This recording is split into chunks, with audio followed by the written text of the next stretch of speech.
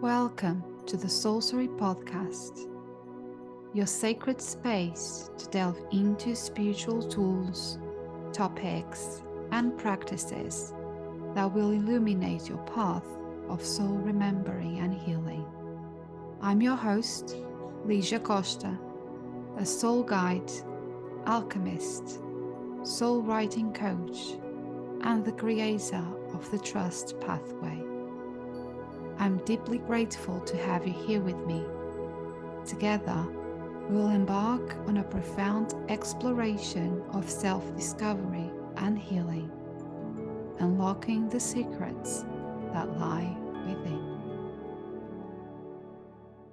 Hello and welcome to another episode of the Sorcery Podcast. I'm your host, Lígia Costa, and surprisingly today I have a very raw and vulnerable episode for you. I actually had planned another conversation for today, but as I've been going through a very intense healing journey myself, I felt very compelled to share what I'm going to share today in a more intimate way. I have been sharing a little bit this on my social media, but somehow I really felt this calling to share it in this platform. And I'm all about following what my intuition says, what my gut feeling says. So here I am with a completely unprepared and very raw conversation. And I must say, this theme is a bit activating for me because it's something I've been struggling for a long time, since I was very young. And I'm sure I'm not the only person that is struggling with this as well. So yeah, I'm going to talk about my struggle with my body image and my self-worth and how that has been impacting my life, and also how this has been the most profound spiritual journey that I've been going through without even realizing. It has been very unconscious, to be honest. But if I really reflect on how long I've been battling with my body image and not being happy in my own skin and my own body, and then what I've learned about why I keep going back to putting on weight, it was very insightful, and I would like to share this personal journey with you. But I am very self-conscious about sharing this out loud. It is something that just a few people that are very close to me know about it and know about this insecurity. And that is my husband and my children, and maybe one or two very close friends. Because it is something that I've been trying to hide, something that I've been kind of ashamed to voice. And also it triggers that fear of being judged. And so, yeah, I've been hiding this for a while. So, as some of you know, I was born in Portugal in the 1980s. And for those that don't know, I think it's very ingrained in the Portuguese culture, especially the north part of the country, that people notice a lot how you look like, and they are very upfront. They don't think about what they say, but if you don't see someone for a long time, being family member for your friends and in family gatherings, which we kind of have a lot, and the first thing they say is either, "Oh, you look good," "Oh, you lost weight," or "Oh, you look bigger," things like that. And this always has bothered me, always. But I think the fact that I've been in the UK for so long, and British people are so polite and they don't make this kind of comments, it just makes me more aware when I go back home of how uncomfortable it feels when you see someone and the first thing they point out is how you look physically. So that was the first conditioning that I went through growing up. This culture where people look at what you dress, how you look, if you look good, if you don't look good, if you put on weight, if you don't. And women in particular, I wouldn't say men are not like that, but women in particular are you can see them looking at you like from head to toe, measuring everything, even strangers. It's a very weird culture, to be honest.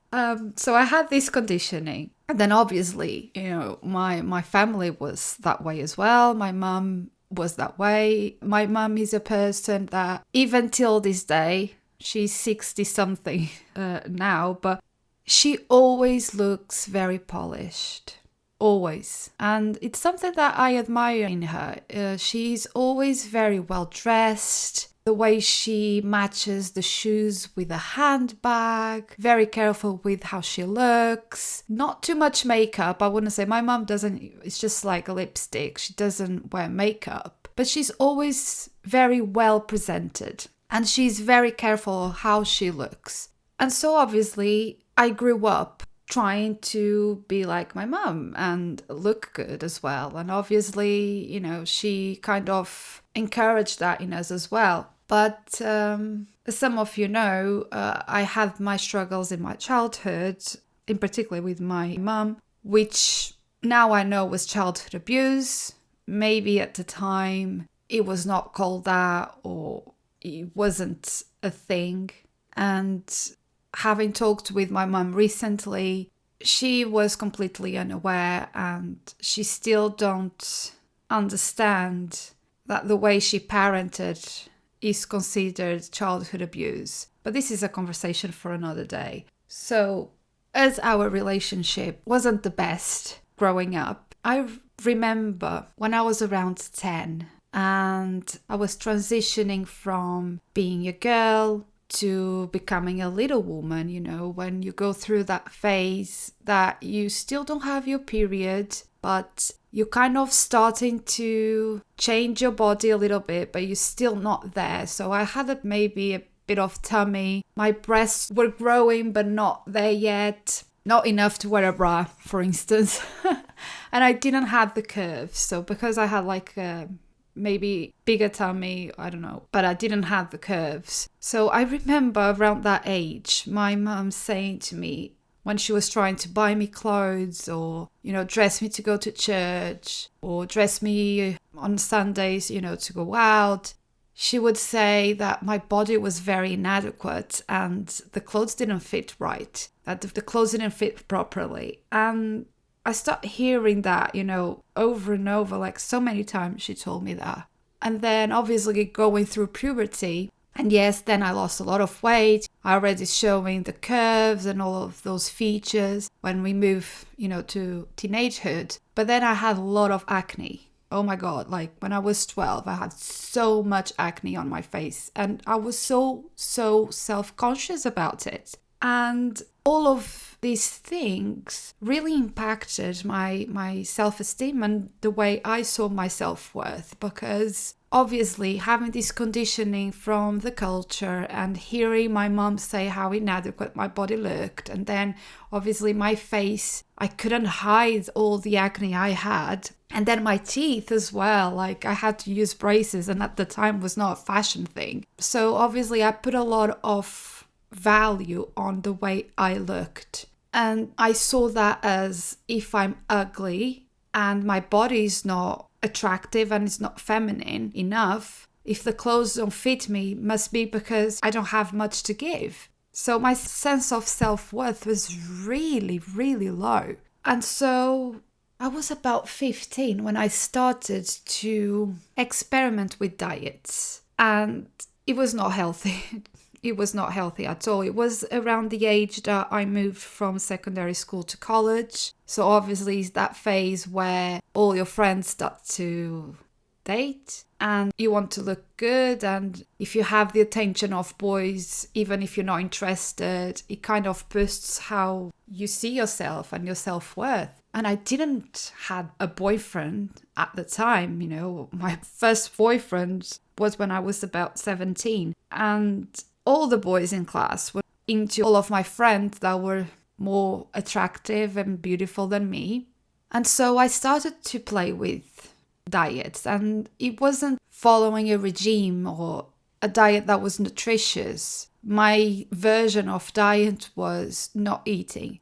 My mum would give me money to buy lunch at college, and I would literally buy bread and butter and drink a glass of water. And that was all I ate until dinner time, where my mum would cook delicious meals, but I would eat so little, especially potatoes. I would just avoid potatoes. I was not into vegetables, so I wouldn't eat vegetables. Just if I was forced, I would eat it. But like very, very low quantities of food. So obviously I got to a point that was skin and bones, and I was in the border of anorexia, which obviously is not healthy.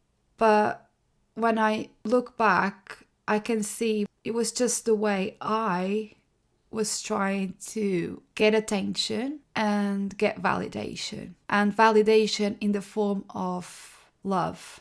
People looking at me and say, oh, you look good. Oh, you're beautiful. Oh, whatever. And it was just me screaming because I needed to feel loved. And that I was much more than just the very academic Ligia, which I was very proud of, but I just don't want it to be just that. I was a teenager. Thank God there were no social media back then. Otherwise, I think with the low self-worth I had, it would have impacted me very much in terms of my mental health. But still, I was a teenager, and all teenagers start compare yourself to others. And then obviously when everyone starts dating and having all of these stories to tell and you have nothing, you feel inadequate and you feel like you don't belong to the same circle. So that's how I felt at the time. So when I was around 17, I was about 45 kilos in weight, which is roughly, I don't know, my daughter is 8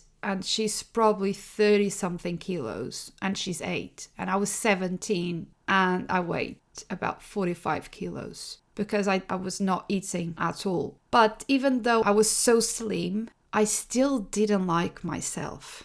I still didn't find myself attractive. I still didn't have a boyfriend at the time. And so I always kind of blamed my lack of beauty, and I blamed my body for not having all those experiences and for not being able to accept and love the way I looked. And I remember this time when I went on vacation to Nazaré, which is a very beautiful city by the beach, where my eldest sister lives with her husband. And she invited me over during my summer break. And I went there, and obviously we spent so much time at the beach. And I was like 45 kilos, as I said. And I was wearing a bikini, but I was always wearing shorts on top of my bikini bottoms. And I remember my brother-in-law says to me, why are you wearing shorts? Why are you not taking the shorts when you go to the water? And I was like, oh, because I'm fat. I don't want to show my legs and my tummy. And he was like, what? Fat? And I remember these words so clearly. He told me, Ligia, just enjoy life. One day you look back and you will regret that you were wearing shorts when you had no fat at all. Just don't care about what other people think. Just go and enjoy life. Otherwise you will regret it. And I just pushed it down. I said, no, I will not. I'm fine. But, oh my God, if I regret it. Because obviously I'd never had that body or that size again. And I was not fat. Now I can see it. I was not fat. But that's the image I saw whenever I look myself in the mirror. And it's so very sad that I look back and I can see how little sense of love and worth I have for myself. And my fight with my weight didn't stop there.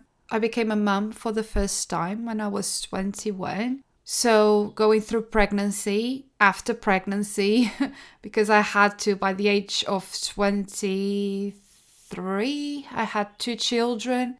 and I had an ectopic pregnancy as well. So I went through 3 pregnancies by the age of 23. And with the hormones and everything, my appearance changed. And since then, it has been a battle, especially because after I had my second son, which I shared in another episode, I went through postnatal depression. And during that time, I started to take antidepressants, and that didn't help with my weight. I put a lot of weight because of the medication. And so ever since then, I'm like always fluctuating in weight, gaining weight, and then I go through phases where I manage to lose the weight and then I put the weight back. And it's been really frustrating to accept that I go through these fluctuations.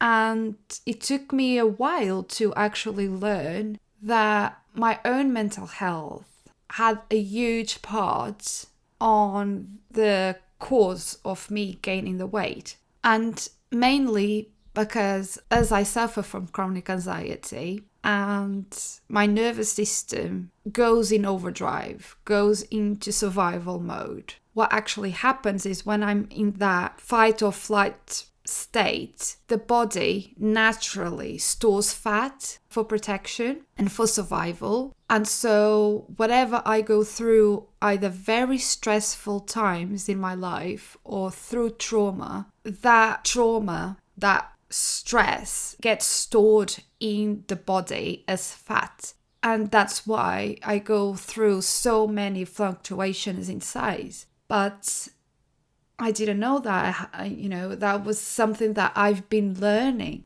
And it's all part of this very deep healing journey I've been going through. But it was actually the thing that explained, I kind of needed to know the reason why, and it explained so much why I go through this. And it actually helped me with accepting that this is the way my body tries to protect me, but also it helped me understand how I can regulate my nervous system so to avoid these very high peaks where I gain the weight, and then when I'm calmer and I'm happier, I lose the weight, and then I go through these ebbs and flows. But throughout these many years, I still experiment with many diets, some more successful than others. And the last time I managed to do a successful diet that was actually nutritious, that was actually aligned with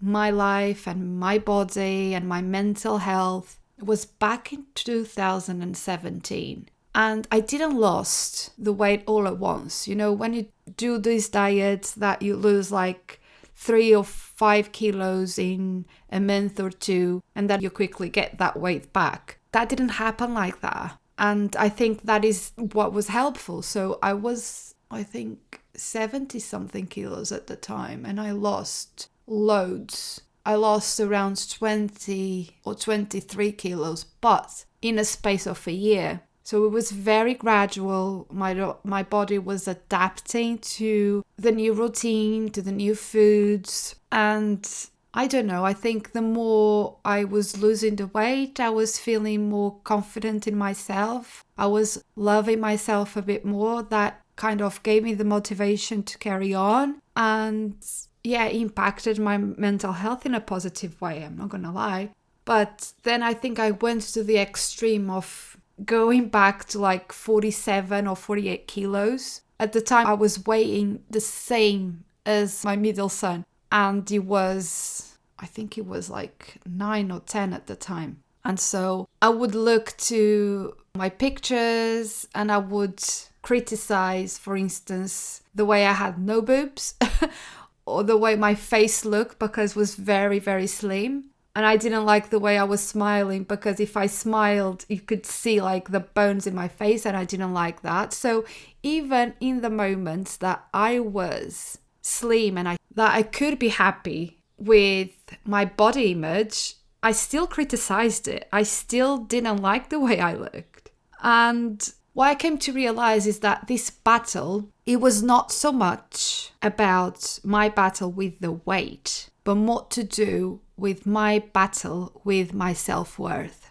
with the way I accept and love and embrace myself, no matter how I look like. And yes, I know that the conditioning of the culture and the narrative that I heard growing up plays a huge part in it. But what I came to realize is that every time I was doing diets and I was losing weight, I was not doing it for me. I was not doing for me to feel better, to be healthier, to improve my well-being, to improve my health. I was doing it to get validation. I was doing it so people would not judge my weight, so I could feel good enough. So I was not doing any diets or losing the weight for the right reasons, because I was looking externally for the reasons for me to lose the weight and not going within and doing that for myself and not for others.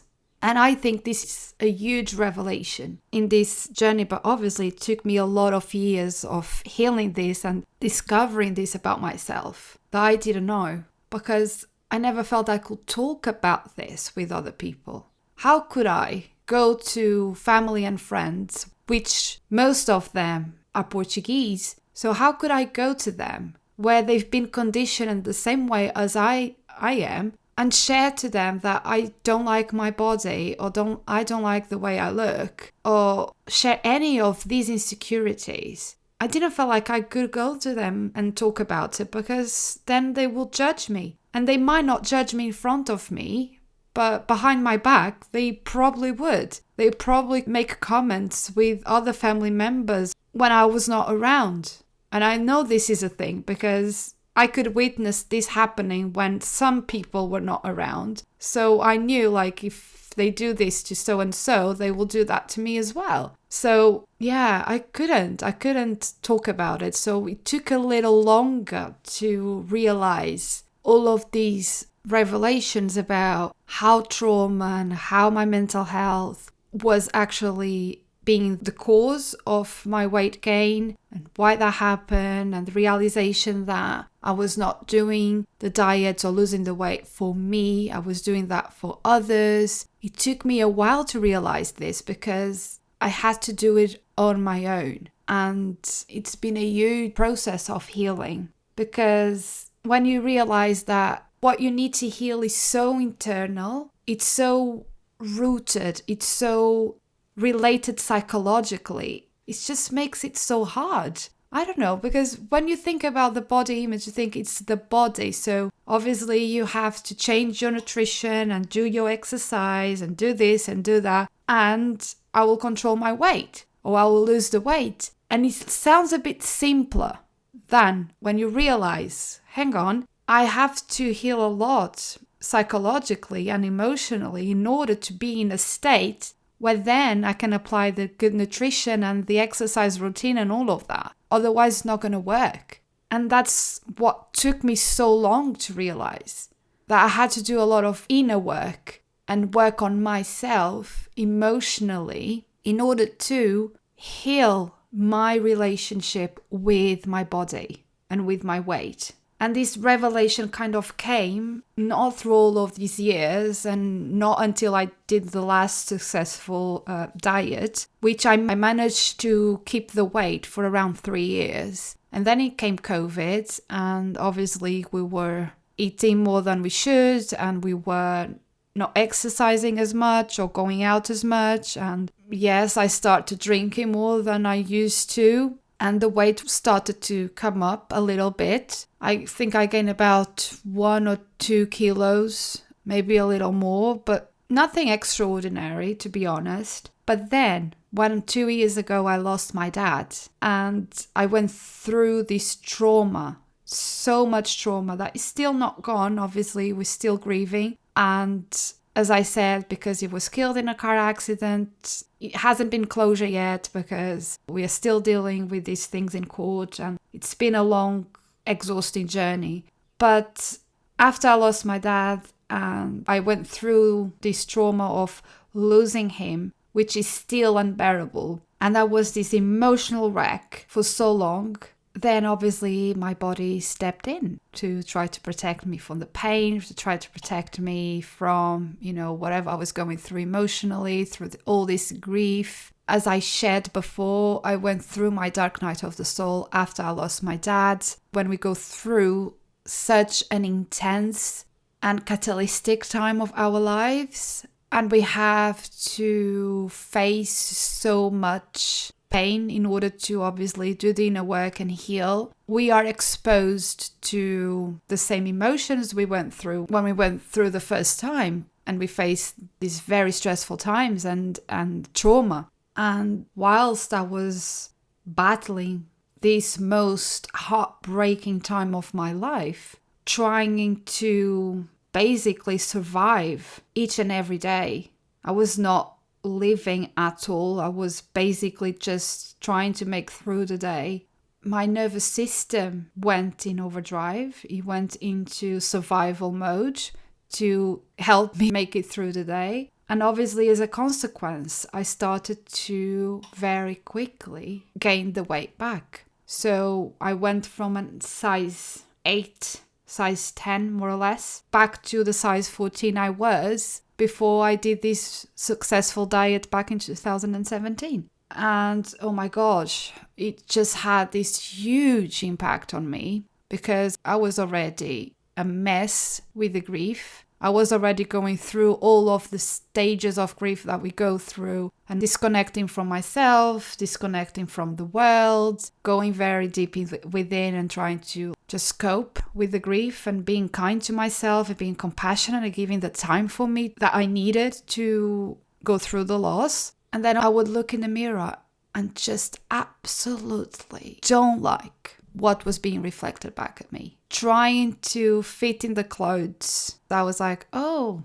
yes, I love this dress. Oh, I love these jeans. And then trying to fit into them and it wouldn't fit me. And then relearning to buy clothes for this new body. I had to be very aware of the clothes that would enhance the tummy that I want to hide and to not make my bum look bigger than already is. And at the same time feel comfortable in the clothes, as in like I can move. And all of these very conscious things I have about my body, like especially the parts of my body that I don't like, which are basically my upper arms, my tummy. I don't mind the hips. I don't mind the bum, to be honest, but all of the rest, I'm like, ugh. I like trying to hide all of those things and trying to learn how to buy clothes for this body. And was very, very stressful. I would avoid it, to be honest, because every time I went to the shops and I tried to buy clothes, and then I went into the fitting rooms to try the clothes. And now I know that there is this huge thing about, and I'm so glad that for all the social media accounts that started revealing this, because it helped me to understand it, that there's this huge difference in the labels of the clothes, like the sizes of the clothes. You might be trying on a size 12 jeans from, let's say, H&M, and it doesn't fit, and then you go to New Look and you try a size 12 and it fits. So depending on the brands, depending on the fit, I don't know, there is this huge thing about the labels. But because I was not aware of this at the time, I would just cry every time I was trying to fit into what I knew was my size, and then I needed to buy a different bigger size because it wasn't fitting. So I put the blame on me and not realizing that was just the brand and this difference in the sizes that is not across the board. You are not a size 12 or a size 14 or a size 8 and you wear the same size across all brands and shops and whatever, it depends. But because I needed a bigger size, it kind of got into me like, oh, I'm getting bigger by the day. And so I would leave the shops empty-handed because I would refuse to buy 2 sizes or whatever bigger than I was because I didn't want that. And it felt, excuse my French, it felt shit. I felt really shit. Looking in the mirror and not liking the image that was staring back at me was so heartbreaking. I could see the sadness in my own eyes, and it was so heartbreaking. But I could also see disgust, and I think that is the most saddest thing. And then all I could hear was the echo of my mum's voice telling me, that my body is inadequate, that nothing fits right, and all of that was just kind of proving to my mum and to what I've always believed that was the truth. It felt really true. And that's when I started to make excuses, for instance, to not meet up with friends and family. Every time friends and family were inviting us for gatherings or for things, I would make excuses not to go because we moved to Wales, so they haven't seen us for a while. All they see is the pictures that we post on Facebook or Instagram, and couldn't cope because I didn't have the capacity to deal with it.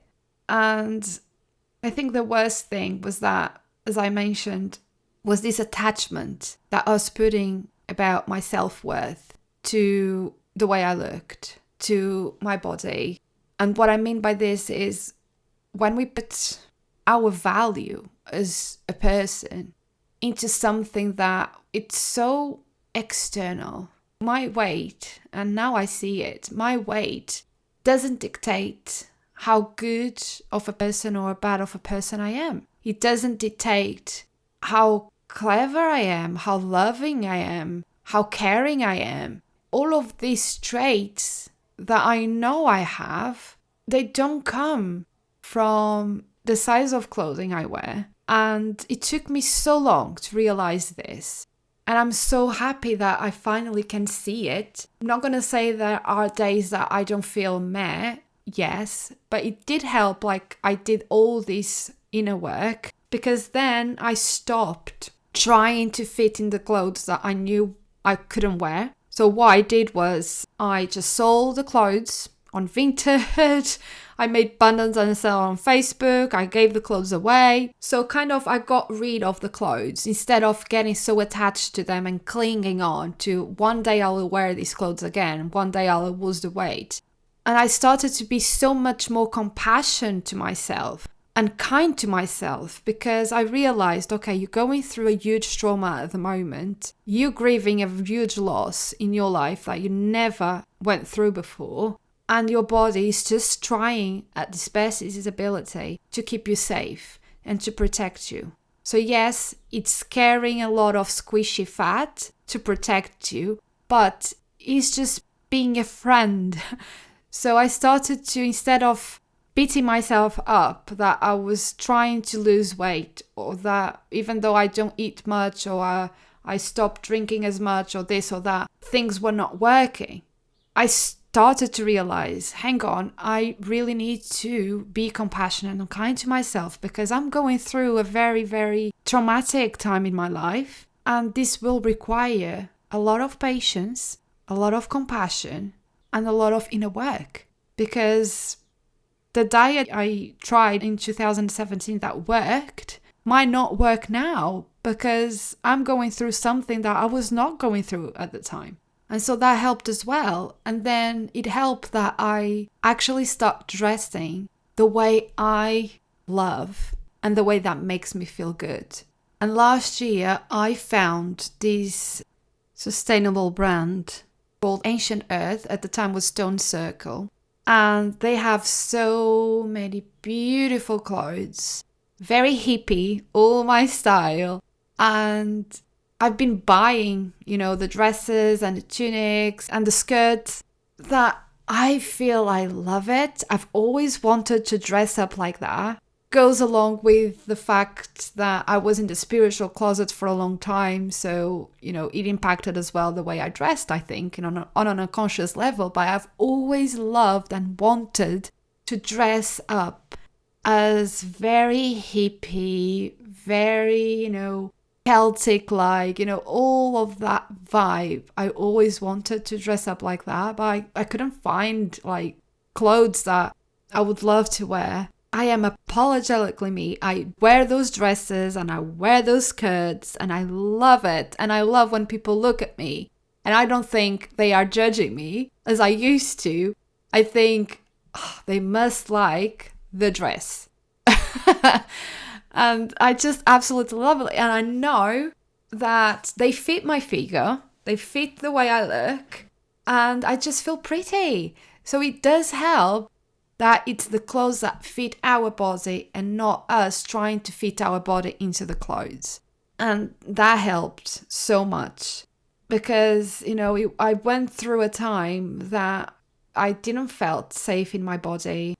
I couldn't accept the way I looked. I couldn't even accept that the way my body was reacting to trauma was by putting on weight rather than losing weight.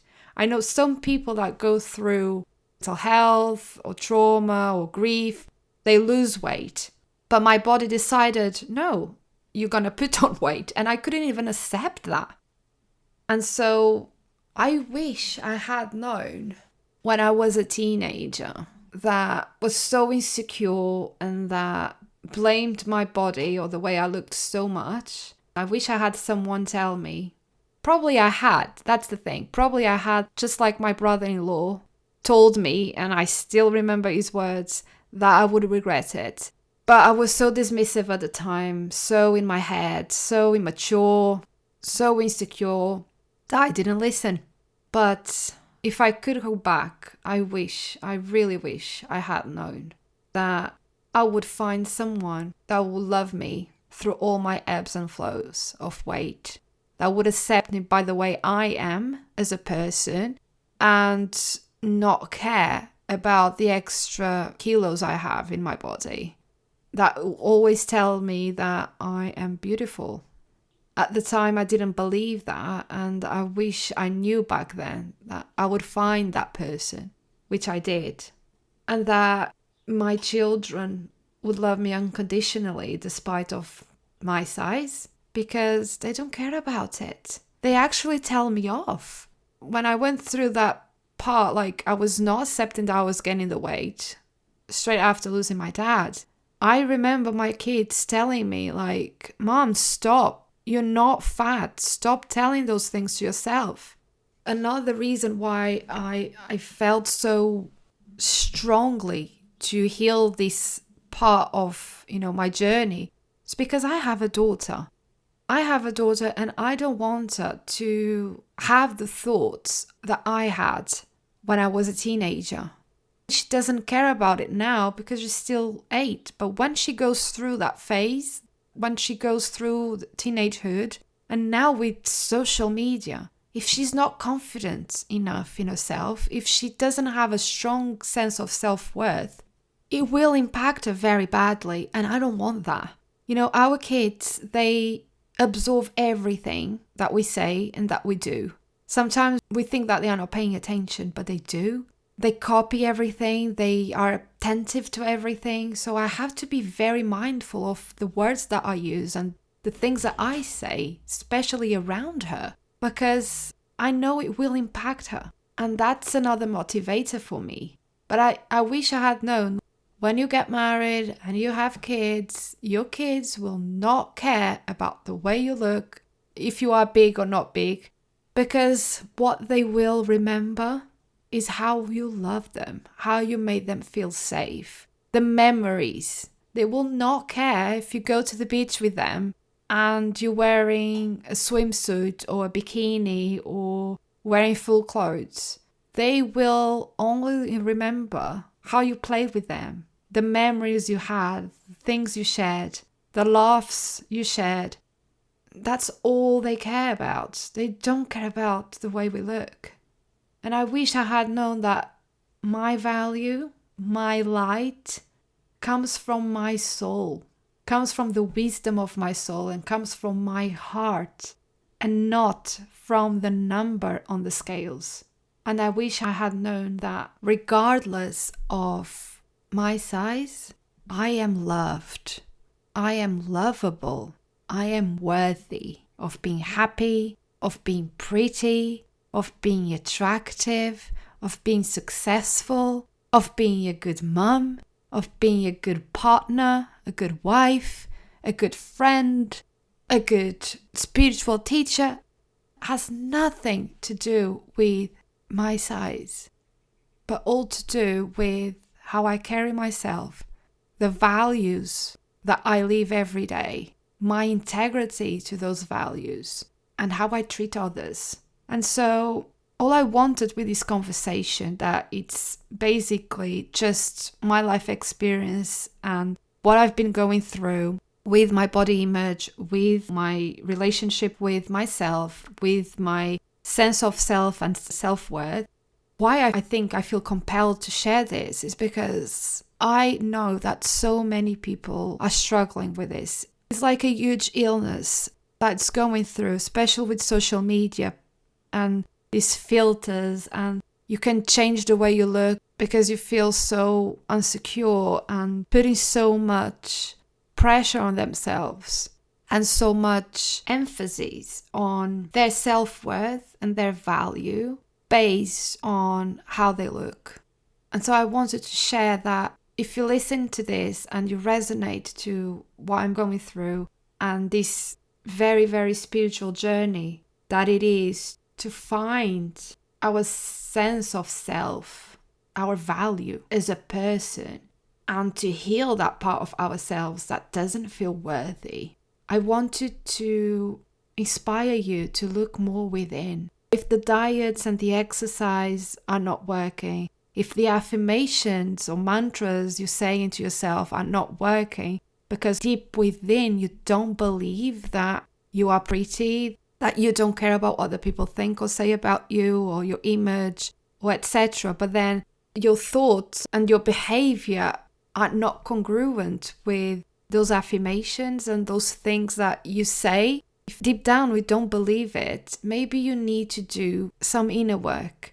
Maybe you need to work on your self-worth from an emotional perspective, from a spiritual perspective. Because until you heal that, until you find your worth in the things that really matter, that are really important, and until you understand that your self-worth is an inherent part of yourself, and that is not your fault that it got affected because of the conditioning you went through growing up or the condition of social media. Even if you go through diets and exercise and things and you lose the weight will be back. And then maybe you have the same issue per se that I have, which is when I go through trauma and when my nervous system is not regulated, it tends to store fat as a protective mechanism to help me survive. So you're probably going through the same and you probably were not aware of it. So I would like to inspire you with this conversation to do some inner work. And I would like to tell you from the bottom of my heart that you are worthy, that there is healing to be done and that can be done, and that you're worthy of it. Oh, so worthy of it. You always have been, and you always forever will be. If only you could see it. If only you could see how worthy you are. You are so worthy. And if you'd like to go maybe deeper, I just released a new course called Unshakable Self-Worth.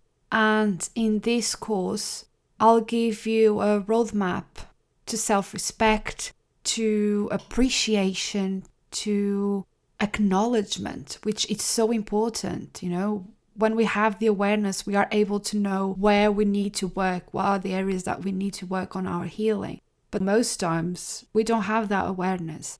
So this course will help you to get that awareness, will help you to uncover the secrets of your true self-worth, and is nothing to do with body weight. It's nothing to do with the validation you are seeking from other people. It's nothing to do with you trying to please everyone and helping everyone just so you feel validated and feel valued. And will help you to look at your story and look at your identity and shift the meaning that you're giving to it. Will help you to understand your measure of happiness by tracking patterns of behavior, thoughts, beliefs that come from this condition, and just like I had with the culture and this very deep-rooted memory that I have from my mum telling me how my body is inadequate. And by gaining awareness of these stressors, these triggers that were caused by these words like this or situations, and understanding the root cause of it, we are able to learn how to reframe these past experiences and find our sense of self-worth in the present moment, and then shift it from this. And this course will also help you to unlearn these lies, these stories, these narratives, these memories, and learn these lies that led you for so long to doubt yourself, to not love yourself for who you are, and for hiding who you really are, because that is the problem. When we don't have self-worth, we hide. And we hide not just in the sense like I did, finding excuses or not meeting up with friends and family, but we kind of start hiding from ourselves, our true essence. We don't go after our dreams. We don't speak our truth. We don't cause confrontations because we don't want to put in the spotlight. We don't want to feel judged or rejected. We don't have the courage to assert ourselves. We feel inadequate all the time. We feel self-conscious about the way we look, the way we sit, how we hide our tummies, the way we take hundreds of photos and we only keep like 2 because of the way we criticize ourselves in the photos, the way we get defensive because we feel everything is a criticism and we take criticism very personally because it feels like we're being attacked. That again, we're being made aware of how invaluable we are in the world. And we are lost. We don't know our meaning, our purpose in life. We apologize a lot. And this is one of the things I used to do so much. Even when things were not my fault, I would just apologize. I have a friend that kept telling me like, Ligia, can you please stop apologizing? There is no need for that. But I always felt that I needed to apologize all the time. Even for things that were not my fault, but I always blamed myself for it. And as a bonus in this course, I'm also including a exclusive meditation that is designed to deepen the connection with the self-worth. And it's going to be very, very helpful throughout this process of building up the self-worth and healing our lack of self-worth. So if you often find yourself questioning who you are and what you're capable of, and you don't have confidence to pursue your dreams or to start new projects or accept new opportunities, and your self-doubt is always present in your life, and you have this inner chatter in your mind constantly telling you that you're not good enough, that you're not worthy of anything that is good in life, that you're not worthy of being happy, that you're not worthy of being loved, that you're not worthy of being lucky and have money and have true friendships. And you feel so scared of making mistakes because you don't want to let other people down. And you are starting to feel physical symptoms as well. Because when we lack self-worth, it's the narrative in our mind start manifesting in the body. From mental health issues like depression and anxiety to unhealthy habits like smoking or drinking, because we're kind of trying to numb those thoughts and those emotions. So if this sounds like you and you just want to heal this part of yourself, you want to embrace who you truly are, you want to stop dimming your light, and you want to learn how to believe that you are enough exactly as you are, independent of your size, and that you have to have a healthier relationship, not only with others, but with yourself mostly, and you feel curious about this course, I will leave the link in the show notes. I would love to have you on board. I would love to share all the wisdom that I gathered throughout this time that I've been in this journey. And I made the price very, very accessible because I want to help as many people as I can. I wish I had someone to help me when I was going through this, because as I said, I didn't felt I could share my insecurities with my friends and my family. And I had to do this on my own, and probably took me longer than it was necessary. But because I don't want you to be in that position, I made the price really accessible, because I believe that we don't need to charge thousands of pounds to help other people. If we can make it in a way that is accessible for everyone, the world benefits from it, the collective benefits from it. So before I love you and leave you, I'm going to pull a card from my Trust Journaling deck.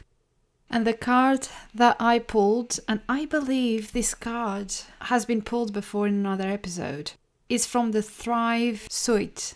And the soul inquiry is, what is the gap between here, what I have, what I am, and there, what I want? What is the gap between here, what I have, what I am, and there, what I want? And the affirmation is, I have everything I need within. How powerful is this? Oh my gosh, it's so related with our conversation today. And I feel it so deeply, really, because it's an amazing, actually, soul inquiry for you to spend some time reflecting and journaling if you can. Because if you're going through what I've been going through regarding my journey of having a better relationship with my body and myself, you can ask, where is the gap between now, where I am in this journey, what I am like, I don't like myself, or I don't like the way I look, or I'm struggling to accept my body, to what I want.